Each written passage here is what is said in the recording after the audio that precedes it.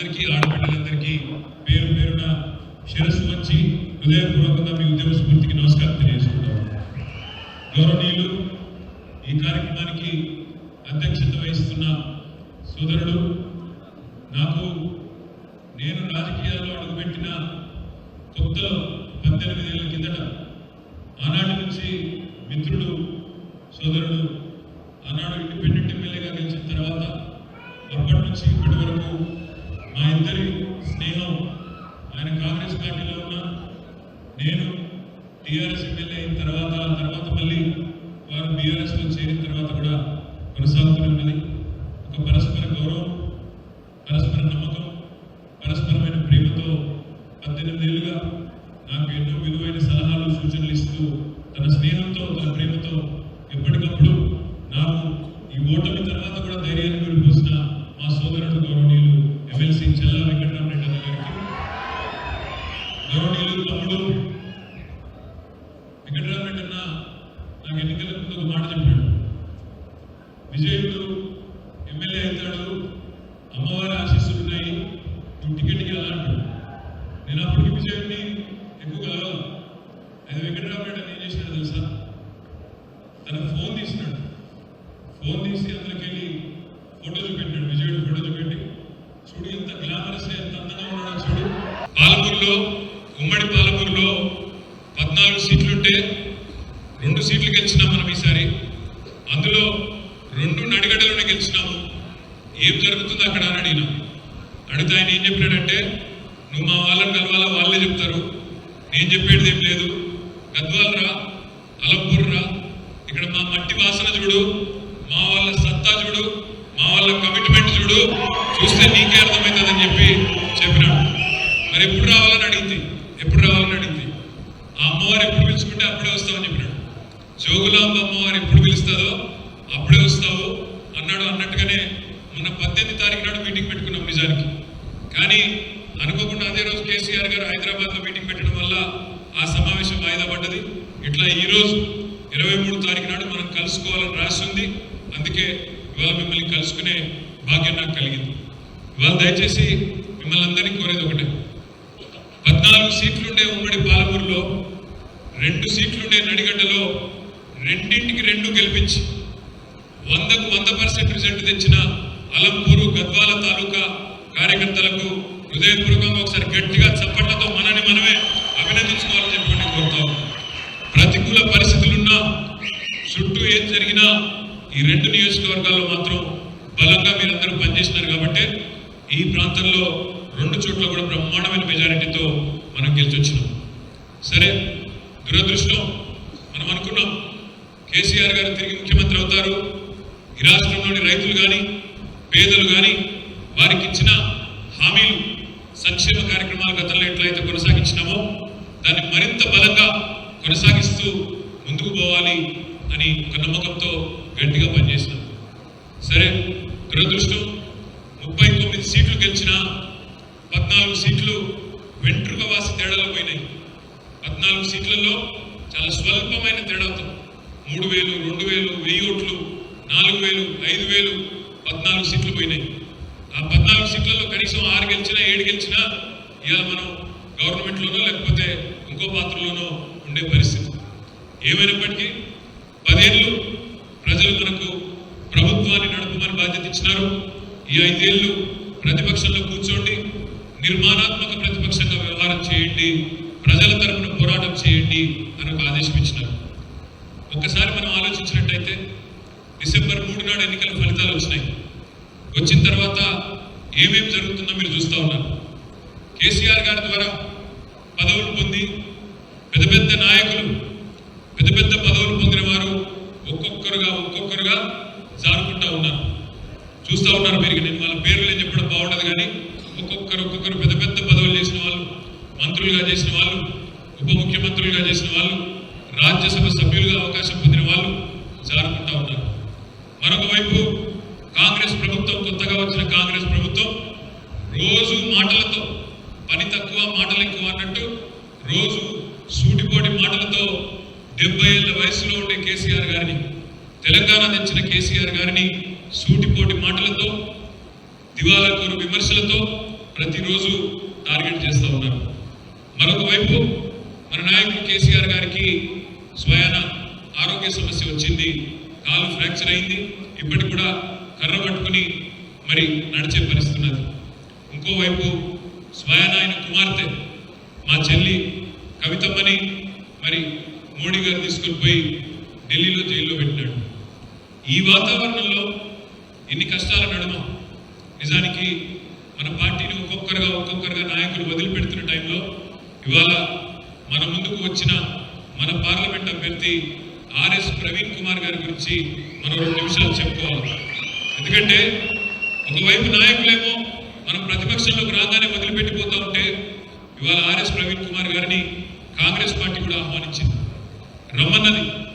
మీరు రండి, మీకు ప్లానింగ్ బోర్డు వైస్ చైర్మన్ పదవి ఇస్తాము. ఇదివరకు నిరంజన్ రెడ్డి గారు పదవి చేసినారు 2014 నుంచి 19 దాకా. ఆ పదవి మీకు ఇస్తాము, క్యాబినెట్ ర్యాంక్ ఇస్తాము, మీరు పార్టీలోకి రండి అని అడిగినారు. ఆయన వద్దన్నాడు, నేను రానని చెప్పినాడు.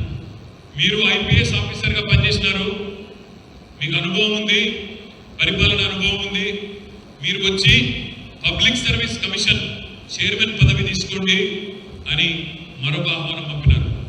నాకు వద్దు, నాకు అధికార లాలస కానీ లాలుచి కానీ లేదు, దాన్ని కూడా వద్దన్నాడు.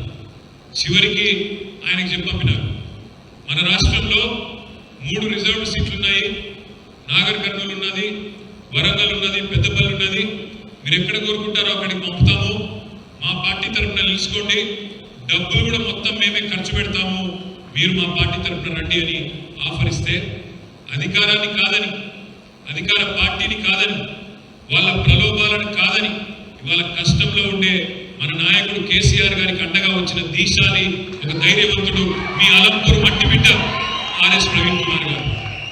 నేను తప్పకుండా చెప్తా ఉన్నా ఈ మాట. ఆనాడు ఒక ఉన్నతాధికారిగా ఏనాడు మత్సలేని జీవితం, అవినీతి ఆరోపణలు ఏనాడు ఎదుర్కోలేం. పిల్లలకి చదువు చెప్పాలి, నాణ్యమైన చదువు వస్తే విద్యతోనే వికాసం వస్తుంది, వికాసంతోనే సమాజంలో సమానత్వం వస్తుంది అనే ఒక ఉదాత్తమైన ఆలోచనతో ఒక తరం బాగుపడాలి, ఒక పిల్లలు చదువుకుంటే ఆ తరం ఆ కుటుంబం మొత్తం బాగుపడుతుందనే ఆలోచనతో కేసీఆర్ గారు గురుకుల పాఠశాలలను 1000 గురుకుల పాఠశాలలు పెడితే వాటిని సమర్థవంతంగా నడిపి లక్షలాది మంది ఆనిముత్యాల లాంటి పిల్లలను తయారు చేసిన అద్భుతమైన అధికారి మీ అలంపూర్ మట్టి బిడ్డ ఆర్ఎస్ ప్రవీణ్ కుమార్. వాళ్ళ అధికారిగా ఉన్నప్పుడే ఇంత మంచి పనులు చేయగలిగితే ప్రవీణ్ కుమార్ గారు, రేపు మీరు పార్లమెంట్ సభ్యుడిగా గెలిపిస్తే ఎన్ని అద్భుతాలు ఢిల్లీ వేదికగా చేస్తాడు మన కోసం, మన నాగర్ కర్నూలు పార్లమెంట్ కోసం ఒక్కసారి ఆలోచించమని చెప్పి నేను కోరుతా ఉన్నాను. దయచేసి ఇప్పుడే అన్న వెంకటరామరెడ్డి అన్న అన్నారు, అలంపూర్ అనేది మాకు ముఖ్యమైన కొన్ని పనులు మిగిలి ఉన్నాయి, అవి చేయాలా. అందులో ముఖ్యంగా ఈ రాయచూరు పోయే రోడ్ ఏదైతే ఉన్నదో దీన్ని జాతీయ రహదారిగా చేయాలనే మాట వెంకటరామరెడ్డి అని చెప్తా ఉండే. నేను ప్రవీణ్ గారిని కోరుతా ఉన్నా, సోదరుడు వెంకటరామరెడ్డి గారు విశేషమైన రాజకీయ అనుభవం, విశేషమైన ప్రజాభిమానం కలిగిన నాయకుడు. అదేవిధంగా తమ్ముడు విజయ్ కూడా చక్కగా ఈ మధ్యనే ఎమ్మెల్యేగా గెలిచి యువకుడుగా ఉత్సాహవంతుడుగా ప్రజల్లో ఉంటున్న నాయకుడు.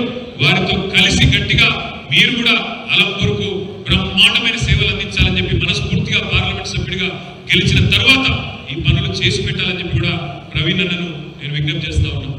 ఇంకొక మాట కూడా నేను కోరుతా ఉన్నాను, ఇవాళ ప్రవీణ్ కుమార్ గారు పార్లమెంట్ సభ్యుడిగా గెలుస్తారు అనే టాకు మనం అభ్యర్థిగా డిక్లేర్ చేసినట్టు నుంచి అయింది.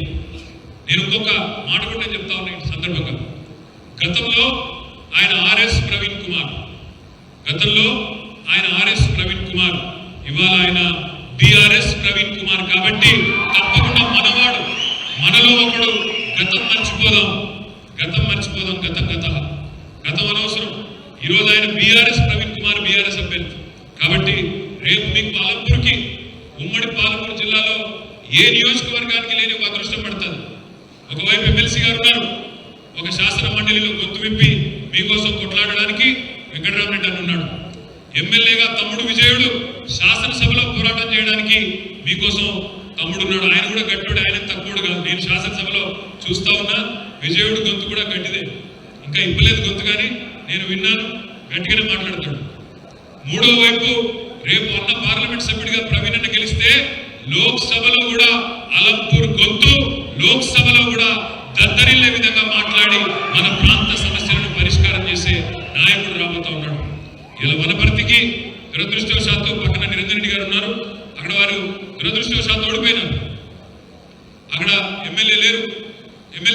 పార్టీకి ఎంపీ లేరు. కానీ అలంపురానికి ఆ అదృష్టం ఉంది. ఈరోజు ఎమ్మెల్యే ఉన్నారు, ఎమ్మెల్సీ ఉన్నారు. రేపు మీరు గెలిపిస్తే మంచి మెజారిటీతో ఎంపీ కూడా మీ అలంపూర్ అభ్యర్థి నాగర్ కర్నూలు ఎంపీ కాబోతా ఉన్నాడనే మాటలను మీకు విజ్ఞప్తి చేస్తా ఉన్నాను. దయచేసి నేను మిమ్మల్ని కోరేది ఒకటే, రాష్ట్రంలో ఉండే పరిస్థితుల్ని అర్థం చేసుకునే ప్రయత్నం చేయండి. పెద్దలు చెప్తారు, ఒకసారి మోసపోతే తప్పు మోసం చేసిన వాడిది అవుతుంది. రెండోసారి మోసపోతే మాత్రం అదే వ్యక్తి చేతుల్లో తప్పు మోసగించబడ్డ వాడిది అవుతుంది తప్ప మోసం చేసిన వాడిది కాదు. మీరు సినిమాలు చూస్తారా? అందరూ సినిమాలు చూస్తారా? చూడరా? ఇక్కడ తక్కువ. బాహుబలి చూసిండ్రా? బాహుబలి పార్ట్ 1 పార్ట్ 2 చూసి 2 చూసిండ్రా? చూడలేదా? చూసిండ్రు కదా. ఇప్పుడు ఎట్లా ఉందంటే ఈ మధ్యన సినిమాలు సీక్వెల్స్ గా వస్తున్నాయి, ఒకటి తర్వాత ఒకటి. పార్ట్ 1 పార్ట్ 2 పార్ట్ 3 భాగాలుగా వస్తున్నాయి. రేవంత్ రెడ్డి గారు కాంగ్రెస్ ప్రభుత్వం యొక్క మోసాలు కూడా భాగాలుగానే ఇన్స్టాల్మెంట్లలో విడుదల వారికి వస్తున్నాయి. మోసం పార్ట్ 1 ఏంటిది? ఇంతకుముందు అక్కడ నుంచి తమ్ముడు అరుస్తున్నాడు, వెంకటరామరెడ్డి అని మాట్లాడుతున్నప్పుడు, అన్నా రుణమాఫీ కాలేదన్నా ఇంకా అరుస్తా ఉన్నాడు. వాస్తవం ఏంది? రేవంత్ రెడ్డి గారు ఏం చెప్పినారు? నేను గెలిచిన మరుసటి రోజే డిసెంబర్ 9 నాడు ప్రమాణ స్వీకారం చేసిన వెంటనే 2 లక్షల రుణమాఫీ నేను చేసేస్తా. మీరు పరుగున పోయి, ఇప్పుడు ఎవరన్నా లోన్ తీసుకున్న వాళ్ళు ఉంటే పరుగున బ్యాంకుకు పోండి, 2 లక్షల రుణం వెంటనే తెచ్చుకోండి, నేను రుణమాఫీ చేస్తా డిసెంబర్ 9 నాడు అన్నాడా లేదా? డిసెంబర్ 9 పోయింది, జనవరి 9 పోయింది, ఫిబ్రవరి 9 పోయింది, మార్చి 9 పోయింది, ఏప్రిల్ 9 కూడా పోయింది, రేపు మే 9 కూడా రాబోతా ఉంది. నేను మిమ్మల్ని కోరేది ఒకటే, మళ్ళా మోసగాడు కొత్త మోసం మొదలు పెట్టినాడు. మోసం పార్ట్ 1 అసెంబ్లీ ఎన్నికల కోసం చేసినాడు, పార్లమెంట్ ఎన్నికల కోసం మోసం పార్ట్ 2. ఏది పార్ట్ 2? ఆగస్టు 15 ఎత్తురాడు. రైతు బందే చక్కగా ఏనోడు, రైతు బంద్ ఏనికి ఆపసోపాలు పడ్డోడు 40,000 కోట్ల రుణమాఫీ 15 ఆగస్టు నాడు చేస్తాడంటే నమ్మనికి మనమేమన్నా పిచ్చోళ్ళమా? ఆలోచించండి. ఒక్కసారి మోసపోతే మోసం చేసిన వాడిది తప్పు, రెండోసారి అదే మనిషి చేతుల్లో మోసపోతే తప్పు మనదవుతుంది తప్ప తప్పు రేవంత్ రెడ్డిది కాదు. అయినా రేవంత్ రెడ్డి గారు పాపం ఆయన చాలా నిజాయితీగా చెప్పినాడు. ప్రజలు మా చేతుల్లో మోసపోవాలనే కోరుకుంటారు, మోసపు మాటలు వినాలనే కోరుకుంటారు, అందుకే మేము వాళ్ళని మోసం చేస్తాము అని చాలా నిజాయితీగా చెప్పినాడు. చాలా నిజాయితీ గల మోసగాడు రేవంత్ రెడ్డి గారు. అరి చేతిలో వైకుంఠం చూపెట్టినాడు. తులం ఫ్రీ అన్నాడు, బంగారం ఫ్రీ, బస్సు ఫ్రీ, రుణమాఫీ 2 లక్షలు, నెలకు ముసలాళ్ళకి 4,000, కేసీఆర్ ముసలాయనకే ఇస్తున్నాడు, ముసలమ్మ గుడిస్తేనే 4,000, కోడల పిల్ల ఉంటే 2,500, స్కూటీలు ఫ్రీ, రైతు కూలీలకు 12,000, చెప్తా పోతే ఆటో డ్రైవర్లకు 12,000, 420 హామీలు ఇచ్చినాడు. 1 కాదు 2 కాదు 420 హామీలు ఇచ్చి గద్దెనెక్కి కూర్చున్నాడు. కూర్చున్న తర్వాత ఏం మాట్లాడుతున్నాడు? సెక్రటేరియట్కి వచ్చినాడు. వచ్చి అయ్యో నేను ఇక్కడ వాళ్ళు అగ్గిమిద్దెలు ఉంటాయనుకుని వస్తే కానీ అన్ని ఖాళీ కుండలే ఉన్నాయి అంటున్నాడు. నాకు తెలియకడుగుతా, మీ నడిగడ్డ సంగతి నాకు తెలియదు కానీ మీరు చెప్పాలి. లంకె బిందెల కోసం గడ్డపారం పట్టుకొని తట్టాపారం పట్టుకొని నెత్తి మీద తుండు కప్పుకొని అర్ధరాత్రి తిరిగేది ఎవరు? పాడుపడ్డ కోటల చుట్టూ ఎవరు వినబడతలా? మరి నాకు తెలియదు ఈయన ఏం చేసేదో ఇదివరకు, కానీ ఇక మరి లంకె బిందెలు ఉన్నాయా లేవా అని మాట్లాడుతూ ఉన్నాడు. మొన్న నా మహబూబ్ నగర్ పోయినాడు. మహబూబ్ నగర్ పోయి అక్కడ ఇంకా దారుణంగా మాట్లాడినాడు. పెద్దలు కేసీఆర్ గారిని సరే నానా మాటలు అంటున్నాడు, మీరు చూస్తా ఉన్నారు, నేను అవి చెప్పను. ఒక ముఖ్యమంత్రి స్థాయికి తగని మాటలు మాట్లాడుతున్నాడు. జేబులో కత్తెర పెట్టుకొని తిరుగుతున్నా అని మాట్లాడతాడు ముఖ్యమంత్రి. మొన్న మధ్యనే సూర్యాపేటలో బస్సులు బాగా బిజీ అయినాయి, మీకు తెలుసు, బస్సులో రష్ ఎక్కువైంది. ఫ్రీ బస్సు కాబట్టి లేడీస్ ఎక్కుతున్నారు. రెడీ దండం పెడతారు ఆయన అవకాశం కొద్దిసేపు లొల్లిపెట్టు చెప్తాను లొల్లిపెట్టు. అయితే సూర్యాపేటలో మొన్న మధ్యన బస్సులో బాగా రష్ ఉంది. ఆ రష్లో మరి ఒక తమ్ముడు జేబులు కొట్టేటోడు జేబులు కొడుతూ దొరికిపోయినాడు. దొరికిపోయిన తర్వాత పోలీసులు పట్టుకున్నారు. బస్సులో ఆయన వాళ్ళు పట్టుకొని అప్పచెప్పినారు పోలీసులకు. అప్పచెప్తే పోలీసులు పట్టుకున్నారు. నేను చేయలేదు, దొంగతనం చేయలే అన్నాడంట. వాడు జేబులు ఎత్తుకితే జేబులో కత్తెర దొరికింది. కత్తెర దొరికితే పోలీసుడు అన్నాడంట, ఏమిరా నువ్వు జేబు దొంగ కాకపోతే జేబులో కత్తెర ఎందుకు పెట్టుకున్నావు అని అడిగినాడంట. వాడేం చెప్పినాడంటే తెలుసా, సార్ రేవంత్ రెడ్డి కూడా పెట్టుకొని తిరుగుతున్నాడు సార్, ఆయన పోయి అడుగు సార్ అన్నాడంట. ఒక ముఖ్యమంత్రి నేను జేబులో కత్తెర పెట్టుకొని తిరుగుతున్నా అని చెప్తారా ఎవరన్నా? ఇట్లా ఉన్నాడు ఈ ముఖ్యమంత్రి. రుణమాఫీ గురించి మాట్లాడాడు. ఏమైనా రేవంత్ రెడ్డి గారు 2 లక్షల రుణమాఫీ ఏదంటే మాట్లాడాడు. కానీ చాలా మాటలు మాట్లాడుతున్నాడు మన మీద. మగవాడివైతే ఒక్క సీటు గెలువు అని మాట్లాడుతున్నాడు కేసీఆర్ గారిని పట్టుకొని, మన పార్టీని పట్టుకొని. నేనంటా ఉన్నా, నేను రేవంత్ రెడ్డి గారి భాషలో ఎక్కువ మాట్లాడను, కానీ అలా మాట్లాడక తప్పట్లేదు. రేవంత్ రెడ్డి గారు నీ భాషలోనే చెప్తున్నా, నా భాష కాదు. మగాడివైతే నువ్వు 2 లక్షల రుణమాఫీ చేసి చూపెట్టు, అప్పుడు ఒప్పుకుంటాం మగాడిని మాట్లాడుతాను. మగాడివైతే 1,67,00,000 మంది ఆడకూతురులకు మాటిచ్చినావు, నెలకు 2,500 రూపాయలు ఇస్తానని మాటిచ్చి ఓటేయించుకున్నావు.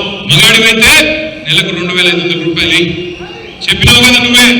నెలకు 4,000 ఇస్తున్నా, కేసీఆర్ గారు ఒకరికే ఇస్తున్నాడు ముసలమ్మకి, నేను ముసలమ్మకి ముసలాయనకి ఇద్దరికి ఇస్తాను నెలకు 4,000, నువ్వే కదా చెప్తివి. మగాడివైతే 46 లక్షల మంది ఆసరా పెన్షన్లు తీసుకుంటున్న వాళ్ళకి, వాళ్ళతో పాటు వాళ్ళ భార్యలకు కానీ భర్తలకు కానీ నెలకు 4,000 రూపాయలు వేసి అప్పుడు చెప్పు నువ్వు మగాడివైతే. మగాడివైతే నేను అడుగుతా ఉన్నా రేవంత్ రెడ్డి గారు, చెయ్యి అన్నావు కదా, ఆటో డ్రైవర్లకు నెలకు 10,000 ఇస్తానంటివి, రైతు కూలీలకు 12,000 అంటివి, కౌలు రైతులకు రైతు బంధు అంటివి, రైతు భరోసా అంటివి. ఏమాయ మరి ఇవన్నీ? 100 రోజుల్లోనే అన్ని గ్యారెంటీలు చేస్తా అని నమ్మబలికి ఇవాళ వచ్చి మోసపు మాటలు మళ్ళొక్కసారి మాట్లాడే ప్రయత్నం చేస్తా ఉన్నాడు. వస్తాడు రేపో మాపో నాగర్ కర్నూలుకి వస్తాడు, ఈ పార్లమెంట్కి వస్తాడు, అలంపూర్కి వస్తాడు. రేవంత్ రెడ్డి గారు కొత్త పంతా ఎంచుకున్నాడు. ఏమంటే ఏ గుడికాడికి పోతే ఆ గుడికాడ దేవుడి మీద ప్రమాణం చేస్తున్నాడు. నిన్న యాదగిరిగుట్ట పోయినాడు, లక్ష్మీ నరసింహస్వామి సాక్షిగా అని లక్ష్మీ నరసింహస్వామి మీద కొట్టేసినాడు. నిజామాబాద్ పోయినాడు, బాసర సరస్వతి తల్లి సాక్షిగా అని అక్కడ బాసర అమ్మవారి మీద అక్కడ ఆమె మీద పెట్టినాడు. వేములవాడ పోయినాడు, రాజరాజేశ్వర స్వామి సాక్షిగా రుణమాఫీ చేస్తా అన్నాడు. నాకైతే భయం అవుతున్నది. ఇక్కడ కూడా వస్తాడు, జోగులాంబ తల్లి సాక్షిగా అని ఇక్కడ కూడా మాట్లాడతాడు. మోసపోకండి, మోసం పార్ట్ 1 అయిపోయింది అసెంబ్లీ ఎన్నికల కోసం, మోసం పార్ట్ 2 పార్లమెంట్ ఎన్నికల కోసం ప్రారంభించినాడు.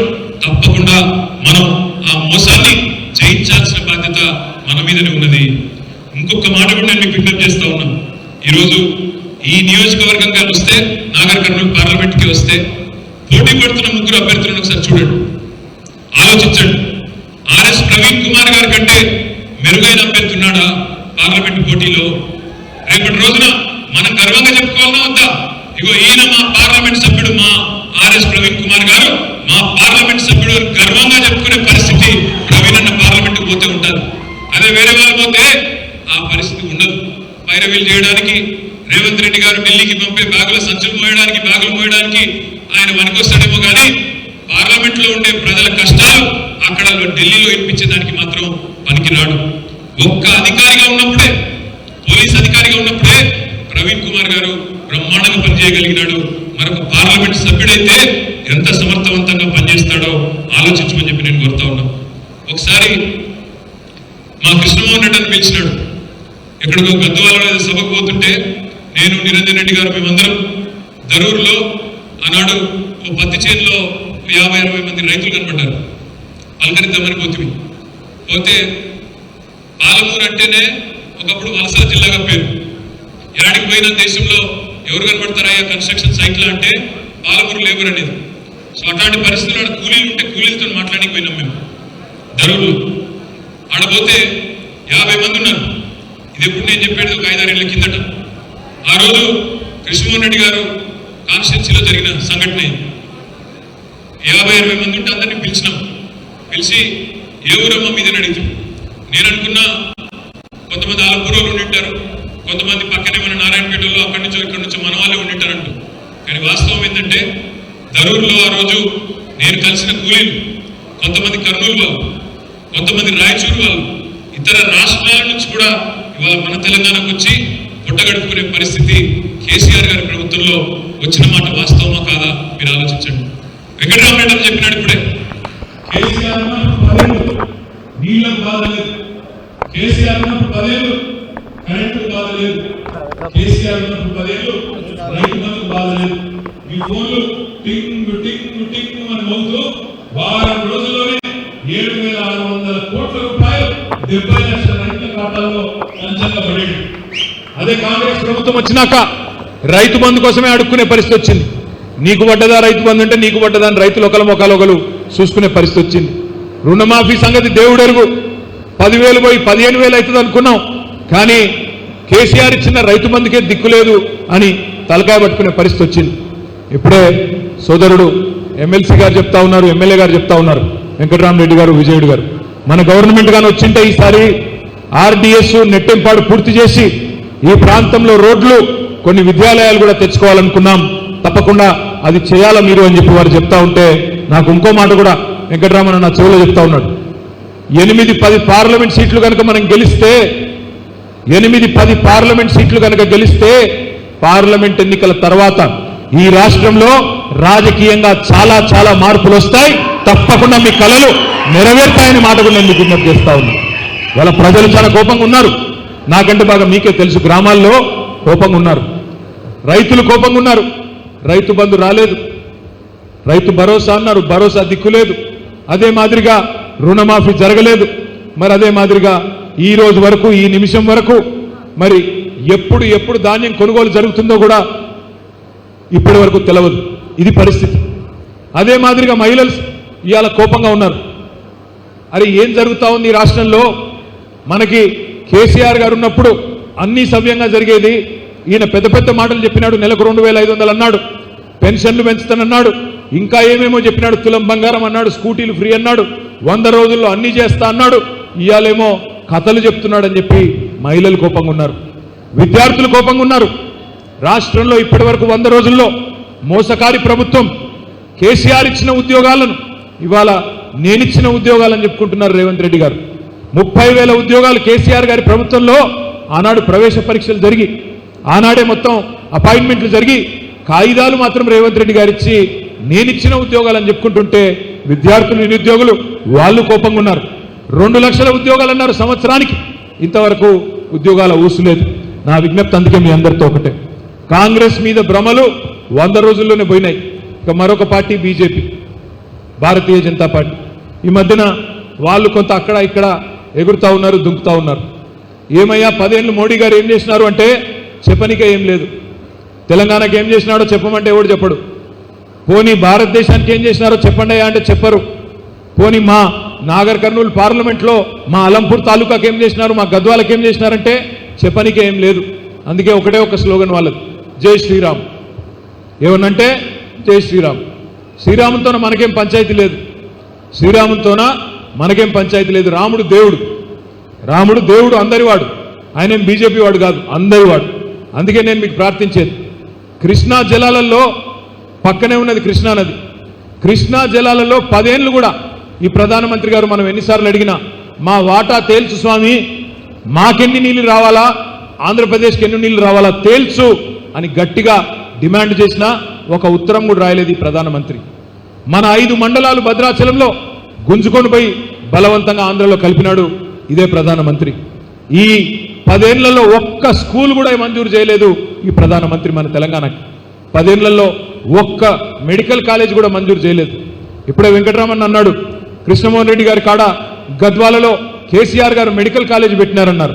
ఒక గద్వాలలో కాదు, రాష్ట్రం మొత్తంలో 33 మెడికల్ కాలేజీలు, జిల్లాకు ఒకటి పెట్టిన నాయకుడు కేసీఆర్ గారు. కానీ మొత్తం దేశంలో ఎక్కడ మెడికల్ కాలేజీలు ఇచ్చినాడో లేదో నాకు తెలియదు. కానీ మన కాడ మాత్రం, మన తెలంగాణలో మాత్రం ఒక్క విద్యా సంస్థ కూడా, ఒక్క స్కూల్ కూడా మంజూరు చేయని దుర్మార్గుడు నరేంద్ర మోడీ గారు. ఇవాళ ఏం చేసినావయ్యా తెలంగాణలోని పేదలకు, భారతదేశంలోని పేదలకు అంటే చెప్పేదానికి ఏమీ లేదు. ఆ రోజు గుర్తుండాలా మీకు, ఇదే నరేంద్ర మోడీ గారు 2014లో ఏమన్నారు, అందరూ జన్ధన్ ఖాతాలు తెరవండి, నేను 15 లక్షల రూపాయలు మీ ఖాతాల్లో వేస్తా అన్నాడు. పడ్డాయా ఎవరికైనా 15 లక్షలు? పడ్డాయా? ఏం నడిగడ్డలో మీ అందరికి సీక్రెట్గా పంపిండే ఏమి? మాకైతే ఎవరికి రాలా. 15 లక్షలు వేస్తానన్నాడు ఖాతాలో. సంవత్సరానికి 2 కోట్ల ఉద్యోగాలు ఇస్తా అన్నాడు. 10 ఏళ్లలో 20 కోట్ల ఉద్యోగాలు ఇచ్చి ఉండాలా. ఏమీ లేవు. రైతుల ఆదాయం రెట్టింపు చేస్తా భారతదేశంలో 2022 సంవత్సరం కల్లా అన్నాడు. కష్టాలు మాత్రం రెట్టింపు చేసినాడు, డబుల్ చేసినాడు. ఆదాయం మాత్రం రెట్టింపు ఎక్కడ కాలేదు, గుజరాత్లో కూడా కాలేదు. ప్రతి మనిషికి ఇల్లు కట్టిస్తా అన్నాడు, ప్రతి ఇంటికి నల్ల పెడతా అన్నాడు. ఇంకా చాలా చెప్పినాడు. ఏమైనా చేసినావా 10 ఏళ్లలో నీకు ఎందుకు ఓటేయాలన్నాయా అంటే అవి ఏం చెప్పడు.